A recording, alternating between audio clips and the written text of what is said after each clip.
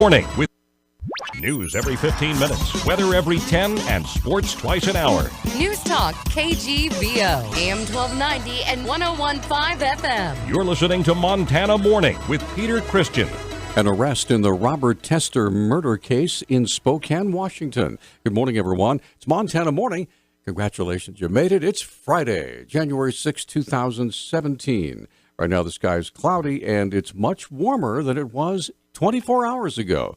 It's a blazing 0 degrees. We had, like 19 below yesterday? It's 0 in Missoula right now. Our newscast this morning, sponsored by Ponderosa Dental, just off Reserve on 3rd. When you think of a great smile, think of Ponderosa Dental, proud corporate partner of Grizzly Athletics.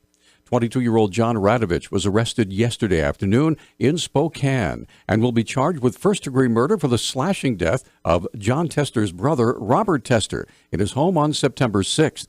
KHQ television reporter Haley Gunther has details of the brutal crime. The victim, 35-year-old Bob Tester's young daughter, she's just 8 years old, was home at the time of this brutal homicide. According to court documents, the little girl said she was in bed and the presumed killer approached her and told her to stay in bed because he said he was, quote, going to kill her dad. Gunther said there was blood on the walls and floors throughout the home. The suspected killer had a sword and a knife.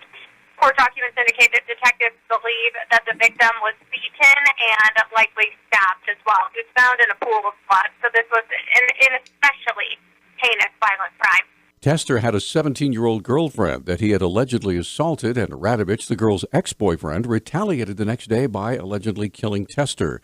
Detective Mark Gregory with the Spokane Valley Sheriff's Office said yesterday that Radovich was contacted at an apartment complex in Spokane Valley and with the assistance from the U.S. Marshals Service took Radovich into custody. A jail officer at the Lewis and Clark County Detention Center has pleaded not guilty to assaulting his girlfriend. The Independent Record reports that Carl Anthony Clary entered the not guilty plea after his arrest on Tuesday. Court documents say his girlfriend reported having, quote, reasonable apprehension of bodily injury, end quote, during an argument, and said she believed the suspect was going to kill her. Undersheriff Jason Grimace said Clary had been placed on administrative leave while an investigation into the incident continues. The 22-year-old jail officer is scheduled for another court hearing in February. When it's close to 20 below zero, the last thing anyone would want is to be drenched with water while fighting a fire. Personnel from Missoula Rural Fire, City Fire, and Frenchtown Fire all responded yesterday morning to a blaze out at Roseburg Forest Products on Razor Drive. Battalion Chief Blaine Cowan said the call came in just after 9:30 a.m. Part of their drying system had caught fire. It requires water to continually cool and flush that system, and it sounds like the external water pipes and supply systems today it froze up, allowed part of the system to get a little too warm, and then they obviously had an area that ignited some of that particulate matter. Cowan said battling a blaze in temperatures at 20 below zero can be extremely dangerous for firefighters. While we're flowing water, it never fails. You end up getting splashback on your turnouts or whatever, and pretty soon even the clothing that you're wearing is just covered in one sheet of ice. And so specifically our firefighters that are fighting the fire with the water splashing on them, that they're staying as dry as they can, and if not, at least having some rehabilitation time to get into a warm cab of a truck. There was no estimate on damage from the fire, which took approximately 3 hours to bring under control. Cowan said they cleared the scene just after noon yesterday.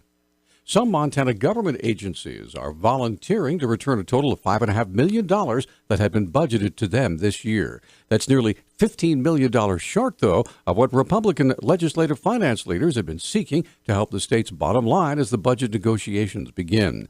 One after another, department heads appeared yesterday before the House Appropriations and Senate Finance and Claims Committees. One after another, most said their operations are as lean as they can be, and any further cuts would be harmful.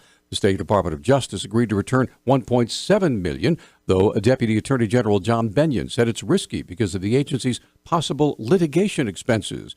The Judicial Branch agreed to return $1.2 million, the same amount as the Legislative Branch. 6 other agencies agreed to return between $50,000 and $500,000. With another round of snowy weather expected over the weekend, Northwestern Energy spokesman Butch Larkham is warning homeowners to be aware of the hazards of carbon monoxide. It gets cold, people are using their heating, equipment more often and more intensely, and it can lead to problems. You know, key problem we have is with improper venting of furnaces, and when you get a lot of snow, a lot of times the vents, these things are on roofs, and snow can build up on a roof and block the vent, and that can lead to a pretty dangerous situation. Deaths caused by carbon monoxide seem to occur nearly every winter in Montana. There's already been at least one case so far this year, according to Larkham. There was a person in Helena a couple of weeks ago that died of carbon monoxide poisoning due to an improperly installed furnace. That's a little bit different than the vent situation, but certainly we recommend people get carbon monoxide detectors and install them in their home and make sure they have fresh batteries and that they're fully functioning. Carbon monoxide detectors typically range in price between $10 and $40 and can be found at any local hardware store. Daily temperatures here in western Montana have frequently been below zero this past week. It's been so cold, even the rivers are beginning to freeze up. National Weather Service meteorologist Trent Smith says there's a risk of ice jams in nearby areas. One of the bigger things is once the ice gets so thick, it actually starts backing water up and it slowly spreads into low-lying areas. The taking out of bridges is more when it really warms up real quickly. The ice breaks up and just comes down in one big chunk. We're not looking at that. We're just looking at more of this building its own dam up and the water spreading out.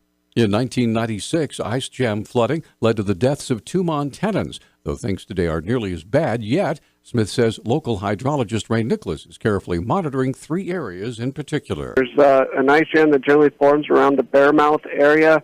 He's taking a look out, and then another one over in the Drummond area.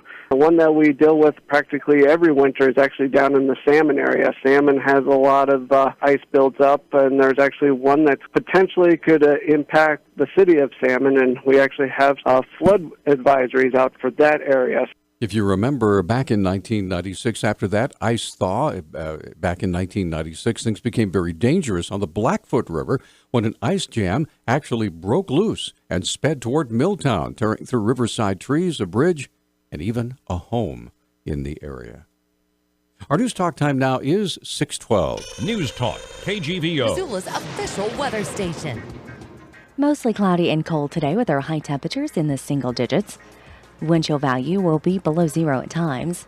Scattered flurries this evening, otherwise patchy fog with our lows dropping into the teens below. I'm meteorologist Brooke Foster for KECI 30.